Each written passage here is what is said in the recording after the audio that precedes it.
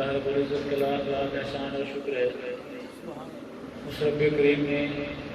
ہمیں آج شب برات سے نوازا۔ شب برات کا مطلب نجات والی رات ہے۔ شب کہتے ہیں رات کو، برات کہتے ہیں نجات کو۔ شب برات نجات والی رات ہے۔ نجات کس سے؟ اللہ رب العزت کے عذاب سے، جہنم سے آزادی کی رات ہے۔ اور بہت سے روایات کے اندر قرآن و حدیث کے اندر اشارتاً اور واضح حدیث کے اندر احکامات ہیں، اور بہت سے روایات ہیں بزرگوں سے، علماء کرام سے، جو اس رات کی فضیلت کو بیان کرتے ہیں۔ اسے لیلۃ البرکت بھی کہا گیا ہے، یعنی برکتوں والی رات۔ لیلۃ البرکت یعنی برکتوں والی رات۔ تو جو ساتھیں اللہ رب العزت نے ہمیں میسر کی ہیں، ان کے اندر اللہ رب العزت کی عبادت، ریاضت، اس کی یاد، اس کی حضور توبہ و استغفار گزارنی چاہیے، کیونکہ اللہ رب العزت اتنا غفور و رحیم ہے کہ کسی رات کا مختص ہونا بھی ضروری نہیں ہے۔ وہ ہر وقت بندے کے قریب ہے، اور بندہ جب اللہ کے حضور سچے دل سے توبہ کر لیتا ہے، سچے دل سے اس کی بارگاہ میں آ جاتا ہے، چاہے وہ رات اور دن کا کوئی لمحہ ہی کیوں نہ ہو، اللہ رب العزت اخلاص کو دیکھتا ہے، اور سچی توبہ جو کر لیتا ہے اللہ رب العزت اسے معاف فرما دیتا ہے۔ ان اللہ لا ينظر الى صورکم ولکن ينظر الى قلوبکم، کہ اللہ رب العزت تمہاری صورتوں اور شکلوں کو نہیں دیکھتا، بلکہ وہ تمہارے دلوں کو دیکھتا ہے۔ شکل تو وہ بھی اللہ تعالیٰ کی بنائی ہوئی ہے، لیکن کسی کو اللہ رب العزت نے حسن عطا کر دیا، کسی کو رنگ کالا بھی دے دیا۔ دیکھیں بلال رضی اللہ تعالیٰ عنہ کا رنگ تو کالا تھا، لیکن ان کے دل کے اندر اخلاص اتنا تھا کہ چلتے زمین پر ہیں لیکن قدموں کی آواز آقا علیہ السلام جنت کے اندر سن رہے ہیں۔ یعنی اخلاص اور تقوی، پرہیزگاری دل کے اندر تڑپ ہی اصل چیز ہے۔ جب بھی اللہ کی بارگاہ میں بندہ اس تقوی کو لے کر آ جاتا ہے، اس خوف خشیت کو لے کر آ جاتا ہے، اخلاص کو لے کر آ جاتا ہے، اللہ رب العزت غفور الرحیم ہے۔ ان اللہ غفور الرحیم، بے شک اللہ رب العزت معاف فرمانے والا ہے، رحم فرمانے والا ہے۔ انہ کا مطلب ہے بے شک۔ کسی کلام کے اندر اگر تاکید پیدا کرنی ہو، جو آگے کلام آ رہا ہے اس کے اندر زور پیدا کرنا ہو، تو وہاں پہ انہ کا لفظ استعمال ہوتا ہے۔ اور انہ کا مطلب ہے بے شک۔ ان اللہ، بے شک اللہ تعالیٰ، غفور الرحیم، غفور بھی ہے، غفور مغفرت کا مادہ سے ہے، اس کا مطلب ہے بہت بڑا بخشنے والا۔ مغفرت سے یہ اس میں تفضیل کا صیغہ ہے۔ اس میں تفضیل کہتے ہیں جس کے اندر مصدری معنی کی زیادتی پائی جائے، یعنی جس کے اندر بہت زیادہ مصدری معنی پائی جائے، مطلب ہے کہ مغفرت کے انتہا کو جب پہنچ جاتی ہے تو ہم کہیں گے کہ غفور کا صیغہ وہاں استعمال ہوگا، یعنی اللہ رب العزت بہت بخشنے والا ہے، رحیم رحم سے ہے، اور رحم کا جو تفضیل کا صیغہ ہے وہ رحیم ہے۔ رحیم کا مطلب یہ بہت زیادہ رحم فرمانے والا ہے۔ اللہ رب العزت بڑی غفور و رحیم ذات ہے، اس کی بارگاہ میں جب کوئی آ جاتا ہے سچے دل کے ساتھ، اللہ رب العزت معاف فرما دیتا ہے۔ انسان گنہگار ہے، خطا کا پتلا ہے، انسان سے غلطیاں سرزد ہو جانا یہ ایک بشری امر ہے، بشری تقاضا ہے۔ انسان خطا کر بیٹھتا ہے، لیکن جب انسان سے خطا ہو جائے تو اس کا حل کیا ہے؟ حال یہ ہے کہ اللہ کی بارگاہ میں انسان لوٹ آئے، اللہ کی بارگاہ میں گناہوں سے سچی توبہ کر لے اور اپنی ایک نئی زندگی کا آغاز کرے، یعنی اپنی زندگی گناہوں کی جو گزری ہے اس سے توبہ کر کے اپنی تقوی اور اخلاص والی زندگی کا آغاز کرے، کیونکہ زندگی کی یہ جو چند ساتیں ہیں کوئی پتہ نہیں کہ انسان کی زندگی کب ختم ہو جائے۔ زندگی انسان کے پاس ادھار ہے، تھوڑا سا آواز آہستہ کام کریں۔ تو اللہ رب العزت کی بارگاہ میں جو بھی آئے ہیں، تاریخ بڑی بڑی ہے اس طرح کی مثالوں سے کہ بہت بڑے بڑے گناہ گار، بڑے بڑے خطا کار، بڑے بڑے گناہ کر کے جب اللہ کی بارگاہ میں سچے دل سے آ گئے تو اللہ رب العزت نے معاف فرما دیا۔ حدیث کے اندر ایک شخص کا واقعہ بیان ہوتا ہے، ایک آدمی نے، بنی اسرائیل کا ایک شخص تھا، اس نے 99 قتل کیے تھے۔ 99 قتل کرنا یہ کوئی چھوٹی سی بات نہیں ہے۔ 99 قتل کر کے اس کے دل میں ایک احساس پیدا ہو گیا کہ میں اتنا گناہ گار ہوں کہ 99 قتل کر دیے ہیں۔ اب اسے احساس ہوا کہ مجھے اللہ کی بارگاہ میں توبہ کرنی چاہیے۔ وہ پھر اسے خیال آیا کہ کیا میری بھی بخشش ہو سکتی ہے۔ وہ ایک مولوی کے پاس جاتا ہے، اس وقت کا جو ان کا مذہبی رہنما تھا، اس کے پاس جاتا ہے، پوچھتا ہے، اور وہ مولوی یوں سمجھ لیں کہ خشک ملا تھا، اس کے پاس جاتا ہے، کہتا ہے کہ میں نے 99 قتل کیے ہیں، تو میری بخشش کا کوئی ذریعہ ہے؟ تو وہ مولوی صاحب نے کہا کہ استغفر اللہ، میرے دور ہٹ جاؤ، اتنے گناہ گار شخص اور اتنے منحوس شخص، تمہاری بخشش نہیں ہو سکتی۔ اس نے جب یہ کہا تو اس شخص نے اس مولوی کو بھی قتل کر دیا، پورے 100 قتل کر دیے۔ 99 پہلے تھے، ایک اور کر دیا، 100 کا قاتل۔ پھر اس کے ذہن میں خیال آیا کہ کوئی اللہ والا تھا، ایک اللہ کرتا رہتا تھا، ایک اللہ کا ولی، اس کے پاس جاتا ہے، اس سے پوچھتا ہے کہ میں نے 100 قتل کیے ہیں، 100 قتل کر چکا ہوں، اب میری بخشش کا کوئی ذریعہ ہے اللہ کی بارگاہ میں؟ تو اس نے کہا تو جتنا بھی بڑا گناہ گار ہے لیکن رب غفور اور رحیم، وہ رحمان اور رحیم رب بہت بخشش کرنے والا ہے۔ ہم کون ہوتے ہیں اس کی رحمت کو ٹھکرانے اور مایوس کرنے والے؟ اگر اللہ کی بارگاہ میں سچے دل سے توبہ کر لو تو اللہ تعالیٰ تو بخشنے والا ہے۔ اللہ اور بندے کا معاملہ ہے، وہ تمہیں بخش دے، یہ اس کی شان کریمی ہے، اس کی رحمت ہر چیز پر حاوی ہے۔ ان رحمتی وسعت کل شیء، میری رحمت، قرآن میں اللہ رب العزت نے یہ مجدہ جہاں خدا سنایا ہے کہ میری رحمت ہر چیز کے اوپر حاوی ہے۔ میری ان رحمتی، میری رحمت وسعت کل شیء، ہر چیز کے اوپر حاوی ہے۔ یہ کائنات کا ہر چیز اس کے اوپر اللہ کی رحمت حاوی ہے۔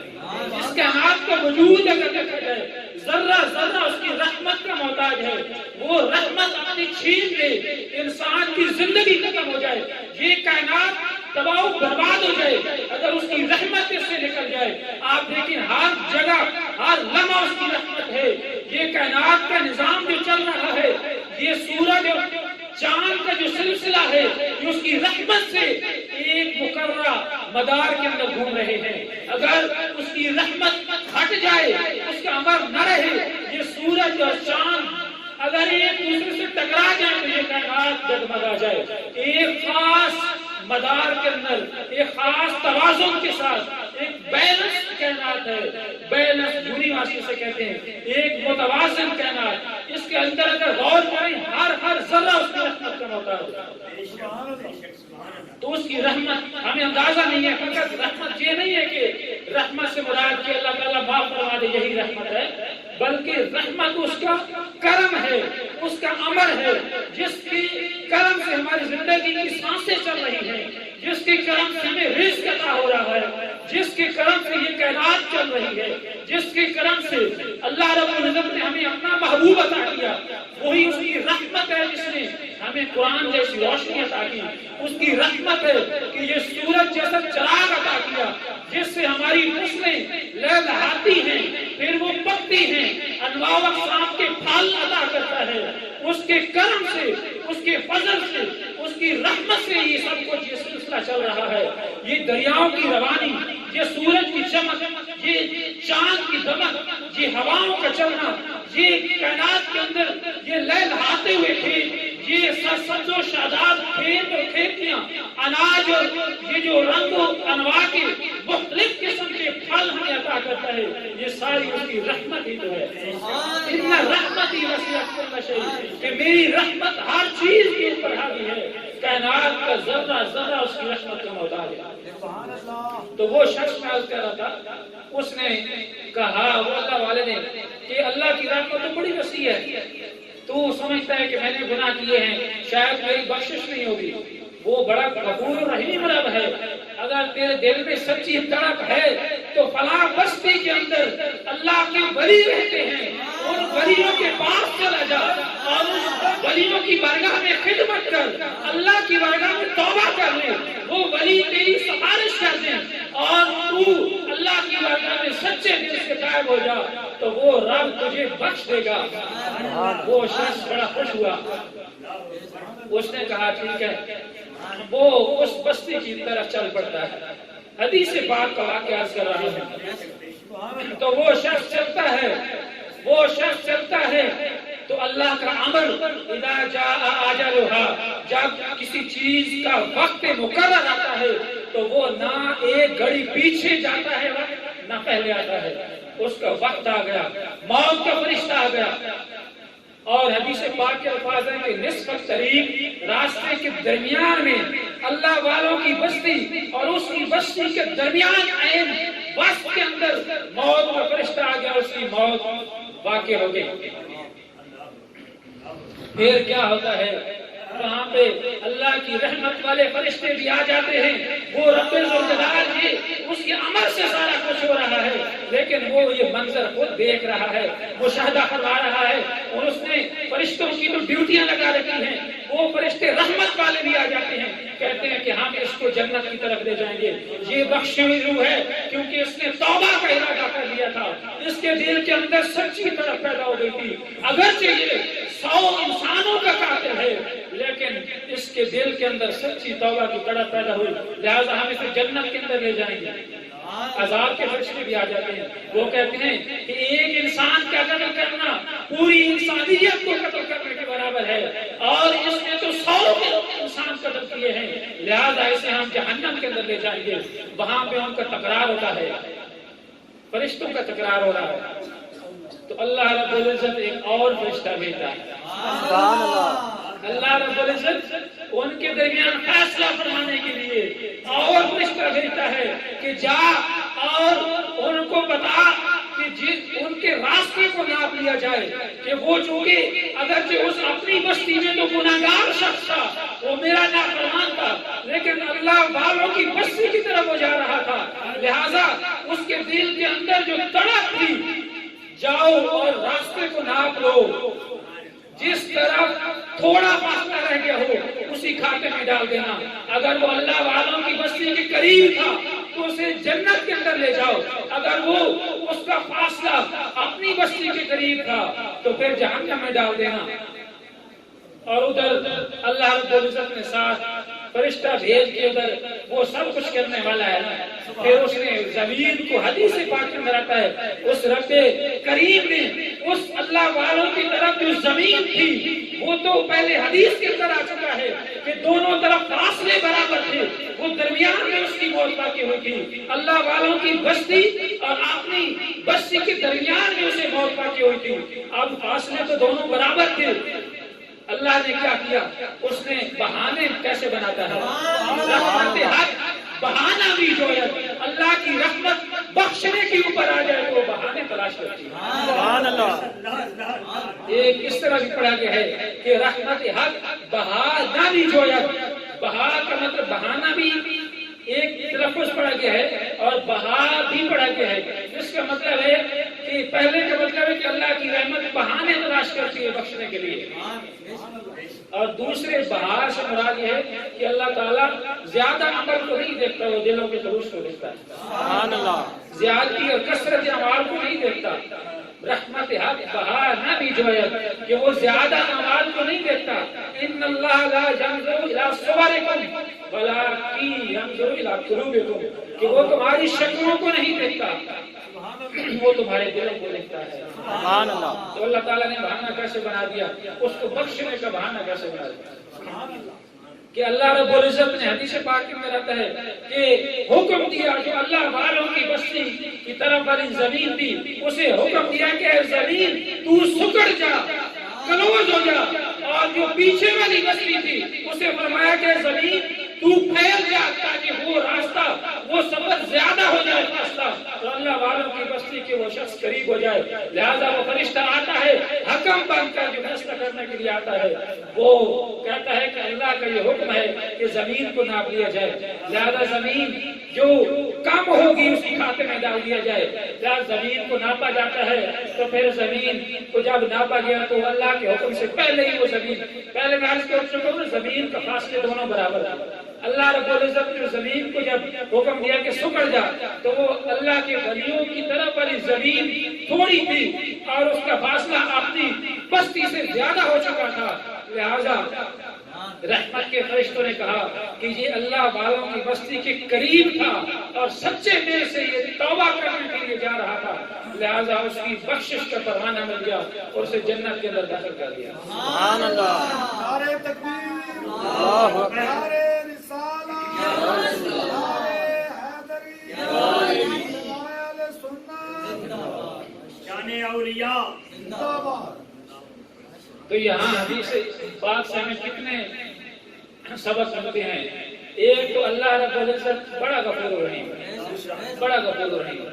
کہ وہ چاہے تو بہانے بنا دے بخشنے کے لیے. ساری زندگی میں گناہ کرتا رہے, لیکن اس نے اگر لکھ دیا ہے کہ یہ میرا بندہ جنت میں جائے گا تو وہ بہانہ بنا دیتا ہے. حدیث پاک میں آتا ہے, اس کا مفہوم ہے کہ انسان ساری زندگی گناہ کرتا رہتا ہے, گناہ کرتا رہتا ہے, زبان سے کوئی ایسا لفظ نکال دیتا ہے کہ اللہ تعالیٰ اسے جنتی بنا دیتا ہے. اسے وہ لفظ اتنا پسند آ جاتا ہے. پھر ہمیں یہ بھی پتہ چلتا ہے کہ اللہ کے ولیوں کی کتنی شان ہے, اللہ کے دوستوں کی کتنی شان ہے. الا ان اولیاء اللہ لا خوف علیہم ولا هم یحزنون, کہ اللہ کے ولیوں کے اوپر نہ کوئی خوف ہے اور نہ وہ پریشان ہوں گے. اللہ کے ولیوں کی بستی کی طرف سے اس نے ارادہ کیا ہے, ابھی کیا نہیں ہے, ان کی خدمت نہیں کی, ابھی اللہ کے حضور اس نے جو خشیت اور للہیت اگر ابھی کی نہیں ہے, بلکہ دل کے اندر اس نے توبہ کی ہے, لیکن اللہ رب العزت نے اس کے دل کی دنیا کو دیکھا اور اسے بخش دیا. اللہ رب العزت جب بخشنے پہ آئے تو پھر اس کی رحمت اپنے وسیع ہے. اسی طرح حضرت موسیٰ علیہ السلام کے دور کا ایک واقعہ ہے کہ ایک نوجوان تھا, وہ بڑا گناہگار تھا, کوئی گناہ اس نے چھوڑا نہیں, شرابی بھی تھا, زانی, وہ جو گناہ تھے دنیا کے اس نے کیے, حتیٰ کہ اس بستی سے لوگوں نے اسے کہا کہ یہ انتہائی برا شخص ہے, لہذا اس کا مقاطع کر دیا جائے, بائیکاٹ کر دیا جائے. بستی والوں نے اسے اپنی بستی سے نکال دیا, در بدر کر دیا, دیش نکالا دے دیا, وہ بستی سے نکل گیا. اور جب بستی سے نکلتا ہے, راستے میں جا رہا ہے, کھانے پینے کی کچھ نہیں ہے, جاتے جاتے اس کے جنگل میں چلا جاتا ہے اور لوگوں نے ملنا جلنا چھوڑ دیا تھا. وہ پیاس, آخر اس کی موت کا وقت قریب آتا ہے اور وہ اللہ کے بارگاہ میں اپنے گناہوں کو یاد کر کے وہ سچی توبہ کرتا ہے. کہ باری تعالیٰ میں نے تو گناہ کیے،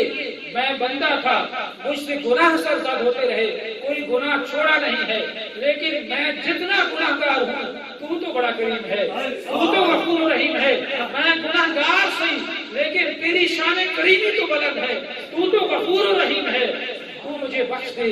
تیرا کیا جائے گا، تو بخش دے گا تو تیری ملکیت میں، تیری شان میں کوئی کمی نہیں آئے گی، تیری شان تو بلند ہے، تو بہت عظیم ہے، قادر ہے، کریم ہے، غفور ہے، رحیم ہے، غفار ہے، میں گناہگار ہوں، میرے عیبوں کے اوپر پردے ڈال دے، ستار عیوب ہے، تو اللہ کی بارگاہ میں گڑ گڑاتا ہے۔ اللہ رب العزت نے بھی قرآن میں فرمایا نا کہ شیطان نے جب کہا تھا کہ باری تعالیٰ مجھے مہلت دے دے، تو اللہ تعالیٰ نے فرمایا جا تجھے قیامت تک مہلت ہے۔ شیطان نے چیلنج کیا تھا کہ میں انسان کو آگے سے آؤں گا، پیچھے سے آؤں گا، دائیں سے آؤں گا، بائیں سے آؤں گا، اس کے دماغ میں آؤں گا، اس کے قلب کے اندر وسوسے ڈالوں گا اور ہر ممکن کوشش کروں گا کہ اس انسان کو گمراہ کروں گا۔ اللہ رب العزت نے کیا فرمایا کہ اے شیطان، تیری کوشش ہوگی کہ میرے بندوں کو گمراہ کرے گا، لیکن جب تک تو بے شک گمراہ کرتا رہے، لیکن پہلی بات ہے میرے بندے تیرے چکر میں آنے والے نہیں ہیں، جو میرے بندے، لیکن جو سچے دل سے اگر ان سے غلطی ہو جائے اور وہ میری بارگاہ میں جب تک آتے رہیں گے، تو گمراہ کرتا رہے، لیکن وہ جب تک آتے رہیں گے گناہ کر کر کے میری بارگاہ میں توبہ کرتے رہیں گے، میں انہیں بخشتا رہوں گا۔ قرآن کے اندر اللہ رب العزت نے فرمایا کہ وہ میری بارگاہ میں آتے تو جائیں، وَلَوْ أَنَّهُمْ إِذْ ظَلَمُوا أَنفُسَهُمْ جَاءُوكَ فَاسْتَغْفَرُوا اللَّهَ وَاسْتَغْفَرَ لَهُمُ الرَّسُولُ لَوَجَدُوا اللَّهَ تَوَّابًا رَحِيمًا۔ اور اللہ کا کتنا اللہ رب العزت نے ایک مجدہ جہاں فضا سنایا ہے کہ اگر یہ لوگ وَلَوْ أَنَّهُمْ إِذْ ظَلَمُوا أَنفُسَهُمْ، اگر یہ لوگ اپنی جانوں کے اوپر ظلم کر بیٹھے تو کیا کریں؟ جانوں کے اوپر ظلم کرنے سے کیا مراد ہے کہ اگر یہ گناہ کر بیٹھے، اگر آپ نے ان سے انسانی اور بشری تقاضوں کے بل بوتے پہ کوئی غلطی سرزد ہو جائے، انسان جو ہے نا آگ، ہوا، پانی اور مٹی سے مل کر بنا ہے، اس کی خاصیت میں یہ ہے کہ یہ غلطی کرتا ہے۔ خطاؤں، انسان کا آغاز بھی خطاؤں سے ہوا تھا، ہمارے جد امجد حضرت آدم علیہ السلام بھی بھول گئے تھے، یعنی غلطی سرزد ہو گئی تھی، یعنی بھولنا، خطا کرنا انسان کی سرشتی میں شامل ہے، لہذا اللہ رب العزت نے اس کا حل کیا رکھا ہے، کتنا کریم رب ہے کہ میری بارگاہ میں جب آتے رہیں تو میں انہیں معاف کرتا رہوں گا۔ وَلَوْ أَنَّهُمْ إِذْ ظَلَمُوا أَنفُسَهُمْ، کہ اگر اے معبود ان کو بتا دیں، ان کو خوشخبری سنا دیں کہ اگر یہ اپنی جانوں کے اوپر ظلم کر بیٹھے، اگر یہ گناہ کر بیٹھے، میری نافرمانی کر بیٹھے، گناہ کر بیٹھے، تو ان کو ایک نسخہ بتا دیا کہ ان کو کیا کریں، جاؤکا، اے محبوب آپ کے پاس آ جائیں، جاؤکا، اے محبوب آپ کی بارگاہ میں آ جائیں، بے شک گناہ کر بیٹھے لیکن وہ سچے دل سے آپ کی بارگاہ میں آ جائیں، وَاسْتَغْفَرُوا اللَّهَ، پھر اللہ سے توبہ کریں، وَاسْتَغْفَرَ لَهُمُ الرَّسُولُ، پھر ان کے لیے رسول کریم بھی مغفرت طلب کرے، یعنی اللہ کا رسول ان کے لیے سفارش کر دے۔ دیکھیں گناہ تو مگر رب کی نافرمانی کی ہے، اللہ تعالیٰ نے در کیا بتایا ہے کہ میرے محبوب کے در پہ آ جائیں۔ گناہ تو ہم نے نافرمانی اللہ کی ہے، اللہ تعالیٰ فرماتا ہے کہ ان کو بتائیں کہ میری بارگاہ میں آ جائیں اور توبہ کریں۔ اللہ تعالیٰ نے فرمایا کہ جاؤکا، اے محبوب آپ کی بارگاہ میں آ جائیں، بس تب پھر آپ کی بارگاہ میں پہنچ کر پھر اللہ کے حضور اللہ سے مغفرت طلب کریں، یہ تو قرآن میں بیان کر رہا ہوں نا، فاستغفروا اللہ، پھر اللہ سے معافی طلب کریں، پھر ساتھ واستغفر لهم الرسول، پھر ان کے لیے رسول کریم کی سفارش کریں۔ پھر کیا ہوگا جب اللہ کی بارگاہ میں سچے دل سے طائب ہو جائیں اور محبوب کریم کی سفارش کر دیں، لَوَجَدُوا اللَّهَ تَوَّابًا رَحِيمًا، تو پھر اللہ کو وہ کیا پائیں گے، تواب اور رحیم۔ تواب بھی مبالغہ کا صیغہ ہے، بہت توبہ قبول کرنے والا، رحیمہ بہت رحم کرنے والا۔ ایک چھوٹا سا لفظ بھی اگر اللہ رب العزت فرما دیتا نا کہ اللہ تعالیٰ بخش دے گا تو وہی کافی تھا، کیونکہ وہ کریم رب ہے، سچا ہے۔ وَمَنْ أَصْدَقُ مِنَ اللَّهِ قَوْلًا، کہ اللہ تعالیٰ سے سچا اور کون ہو سکتا ہے؟ تو اللہ تعالیٰ نے تو فرما دیا، لیکن اللہ تعالیٰ نے بڑے بڑے سیگے استعمال کیے ہیں، لَوَجَدُ اللَّهَ تَوَّابًا رَحِيمًا، تو اللہ تعالیٰ کو بہت توبہ قبول کرنے والا، بہت رحم کرنے والا پائیں گے۔ گویا یہ سرٹیفکیٹ دے دیا، ایک شورٹی دے دی، ایک یقین دہانی کرا دی کہ اگر وہ سچے دل سے توبہ کریں تو میں بخش دوں گا۔ خود بتا دیا، کسی اور نے تو نہیں بتایا، یہ تو قرآن نے خود بتایا ہے کہ وَلَوْ أَنَّهُمْ إِذْ ظَلَمُوا أَنفُسَهُمْ جَاءُوكَ فَاسْتَغْفِرُوا اللَّهَ وَاسْتَغْفَرَ لَهُمُ الرَّسُولُ لَوَجَدُوا اللَّهَ تَوَّابًا رَحِيمًا۔ تو وہ شخص بنی اسرائیل کا میں واقعہ بیان کر رہا تھا شخص کا،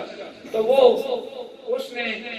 اللہ کی بارگاہ میں توبہ کی کہ یا اللہ تو بڑا کریم ہے، تو بڑا رحیم ہے، میں گناہگار صحیح لیکن تیری رحمت تو بڑی وسیع ہے، میں توبہ کرتا ہوں، تیری بارگاہ میں تیری شان میں کوئی کمی نہیں آئے گی، لہذا مجھے بخش دے، میرے عیبوں کے اوپر پردے ڈال دے۔ اسی توبہ کے الفاظ کے ساتھ اس کی جان، وہ روح قفس عنصری سے پرواز کر جاتی ہے، وہ مر جاتا ہے۔ اللہ رب العزت نے کتنی لاج رکھی، اللہ رب العزت نے موسیٰ علیہ السلام کی طرف وہی بھیجی اور فرمایا کہ موسیٰ فلاں جنگل کے اندر میرا دوست فوت ہو گیا ہے، فلاں جنگل کے اندر میرا ایک ولی، میرا ایک دوست فوت ہو گیا ہے، اس کو دفناؤ بھی، اس کی تجہیز و تکفین بھی کریں، اس کے جنازے میں جو شریک ہوگا اس کی بھی بخشش ہو جائے گی۔ تو موسیٰ علیہ السلام فوراً چل پڑتے ہیں کہ اللہ کا ولی، اللہ کا دوست وہ کون ہے، اس جنگل کی طرف جاتے ہیں چند افراد کے ساتھ، تو وہاں دیکھتے ہیں تو وہی شخص جس کو بستی سے نکالا گیا تھا، لوگوں نے نکال دیا تھا، گناہگار سمجھتے کہ یہ انتہائی گناہگار شخص ہے، لہذا یہ بستی میں رہنے کے قابل نہیں ہے، اس کے ساتھ سارے مقاطع کر دیے، سارا سوشل بائیکاٹ کر کے اسے نکال دیا۔ تو وہ دیکھ کر حیران ہو جاتے ہیں۔ اللہ رب العزت کی بارگاہ میں وہ لوگوں نے بھی اعتراض کیا کہ یا موسیٰ اس کو تو ہم نے نکالا تھا، یہ تو بڑا گناہگار شخص تھا، آپ کا میں اللہ کا ولی ہے۔ تو حضرت موسیٰ علیہ السلام اللہ تعالیٰ سے ہم کلام ہوا، عرض کی موسیٰ علیہ السلام کلیم اللہ سے کلام کرتے تھے، تو موسیٰ علیہ السلام نے اللہ سے کلام کیا اور عرض کی کہ باری تعالیٰ اس شخص کو تو ہم نے بستی سے نکالا تھا کہ یہ گناہگار ہے، تیری نافرمانیوں میں اس نے زندگی گزاری، آج اس نے کون سا عمل کیا ہے کہ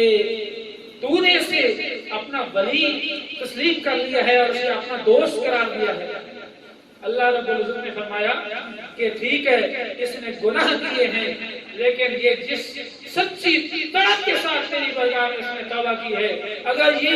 اس نے جس قدر تڑپ کے ساتھ، اخلاص کے ساتھ، خلوص کے ساتھ توبہ کی ہے، اگر تیری ساری امت کے لیے یہ بخشش طلب کرتا تو میں سب کو معاف کروا دیتا۔ تو موسیٰ علیہ السلام نے پھر تجہیز و تکفین کی، لوگوں کو منادی کرا دی کہ اللہ کا ولی ہے، جو جنازے میں شریک ہوگا اس کی مغفرت کر دی جائے گی۔ تو لوگوں دیکھ کر حیران ہو گئے۔ تو اللہ رب العزت جب بخشنے پہ آتا ہے تو وہ جب سچے دل کے ساتھ اس کی بارگاہ میں توبہ کرتا ہے تو اللہ تعالیٰ معاف فرمانے والا ہے۔ یہ بندہ مومن کی کتنی بڑی امید ہے۔ بندہ ایک مایوس ہو جاتا ہے نا دنیا سے، دنیا میں بندہ دیکھے دنیا کے کاموں میں بندہ ایسی مشکلات آتی ہیں کہ بندہ کبھی کبھی ڈسکریج ہو جاتا ہے، مایوس ہو جاتا ہے، بالکل ڈس اپوائنٹ کہتے ہیں، یعنی بندہ کہتا ہے کہ اب میرے بس میں نہیں ہے۔ لیکن اللہ کی بارگاہ ایسی ہے انسان کبھی مایوس نہیں ہو سکتا۔ جب تک سانسیں چل رہی ہیں اللہ رب العزت نے زندگی کے اندر توبہ کا دروازہ کھلا رکھا ہے کہ جو بھی میری بارگاہ میں آتا جائے گا، جتنے گناہ کر کے آ جائے لیکن سچے دل کے ساتھ وہ آئے تو صحیح میں اسے بخشتا رہوں گا۔ لیکن ساتھ یہ بھی ہے کہ اللہ کے حقوق کو وہ معاف فرما دیتا ہے، لیکن بندوں کے حقوق جو ہے نا اس کے اوپر بڑی ضروری چیز ہے کہ وہ پھر جب تک بندے معاف نہ کریں وہ معاف نہیں ہوتے۔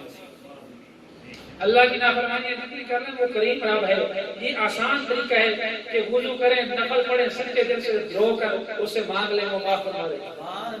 لیکن بندوں کے حقوق یہ بڑا سینسٹیو اور حساس معاملہ ہے، کیونکہ بندوں کے حقوق جب تک کسی بندے کے حقوق غصب کیے ہیں، جب تک وہ اس سے معاف نہیں کرائیں گے، وہ رب بھی فرمائے گا کہ پہلے اس سے جا کے معافی مانگے۔ اگر دنیا میں معاف کروا لے بڑا آسان ہے، کسی کے حق غصب کیا ہے تو بندہ جا کے معاف کروا لے، کسی کے پیسے کھائے ہیں تو اسے پیسے دے دے، کسی کی دل آزاری کی ہے تو اس کی معافی طلب کر لے، معذرت کر لے، سوری کر لے، کسی کے حق کھایا ہے تو اس کا حق ادا کر دیں، کسی کی دل دکھایا ہے تو اس سے معافی دنیا میں آسان ہے، لیکن قیامت کے دن بڑا مشکل ہو جائے گا۔ ایک ایک عمل بڑا قیمتی ہوگا، اور قیامت کے دن جب بندہ حقوق العباد کے معاملے میں بندہ پھر وہاں جب جائے گا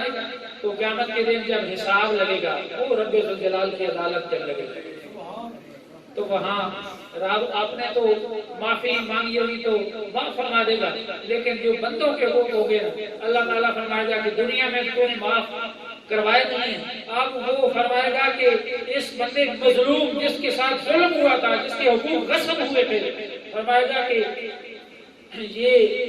اس بندے نے جس نے ظالم کے نامہ اعمال سے نیکیاں اس کے مظلوم کے نامہ اعمال میں ڈال دیا۔ دنیا میں تو اس کے حقوق بندہ معاف کروا سکتا ہے، آسان ہے، لیکن وہاں پہ نیکیاں جو ہے نا وہ ظالم شخص کے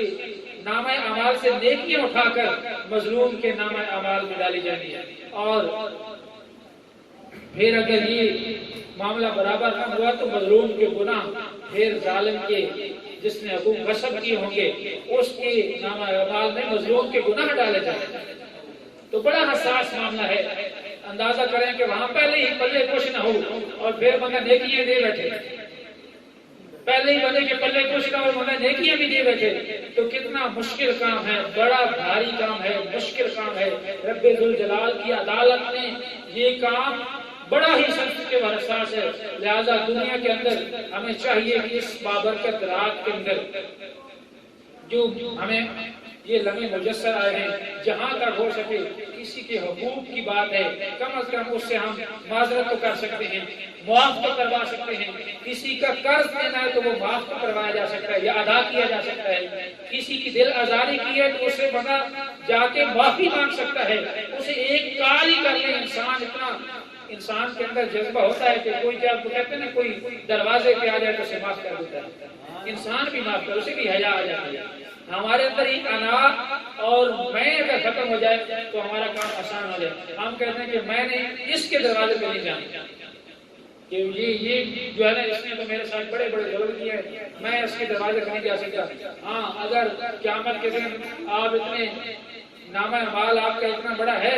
تو پھر ٹھیک ہے، اگر آپ نے گریبان میں جانتے کہ ہمارے پلے کچھ نہیں ہے تو پھر دنیا کے اندر ہی بندہ کچھ کر لے، معافی طلب کر لے، اور پھر اللہ کے حضور اللہ کے حقوق اللہ کو معاف کروانے کی کوشش کریں۔ پھر نمازوں والا جو معاملہ ہے وہ بندے کو وہ بھی معاف نہیں، نماز انسان نے قضا کی ہو تو وہ پڑھنی ہے، اگر توبہ کیا توبہ تو وہ توبہ یہ ہوتی ہے کہ سچے دل سے بندہ توبہ کر لیتا ہے گناہوں سے، اور جو حقوق کسی کے رہتے ہیں وہ بھی ادا کرے، اور اللہ کے حقوق جو نمازیں اگر قضا کی ہیں تو وہ بھی ادا کرے، جتنی نمازیں قضا کرنے ہیں اس کا حساب لگائے، اگر 5 سال نہیں پڑھی تو 5 سال کا حساب لگائے۔ آسان طریقہ ہے، ہر نماز کے ساتھ فرض نماز جو ہے نا اس کے قضا کر لے، مثلا فجر کی قضا پڑھی ہے تو ساتھ قضا پڑھ لے 2 فرض، اس طرح ظہر پڑھی ہے تو ظہر کے پڑھ لے، عصر پڑھی ہے تو عصر پڑھ لے، اس طرح جتنے سالوں کی اس نے قضا کی ہیں اس کی قضا ساتھ پڑھتا رہے۔ علماء نے تو فرمایا ہے کہ جو لوگ نمازیں قضا کر چکے ہیں ان کو نفل کی بجائے فرض پہلے پڑھنے چاہیے، نفل نہ پڑھیں، نفل تو نہ پڑھیں تو گناہ نہیں ہے، لیکن جو فرض نمازیں قضا کر چکے ہیں ان کا تو آپ کے اوپر قرض ہے، وہ پہلے نفل کی جگہ فرض پڑھیں اور اپنے قضا کو لوٹائیں، اور جو حقوق اللہ ہیں حقوق العباد ان کو ادا کرنے کی کوشش کریں، یہی توبہ ہے، اور اسی طرح بندہ اپنی اصلاح کرتا ہے۔ اللہ رب العزت سے دعا ہے کہ اللہ رب العزت ہمیں اپنی بارگاہ میں سچی توبہ کرنے کی توفیق عطا فرمائے۔ وما علینا الا البلاغ۔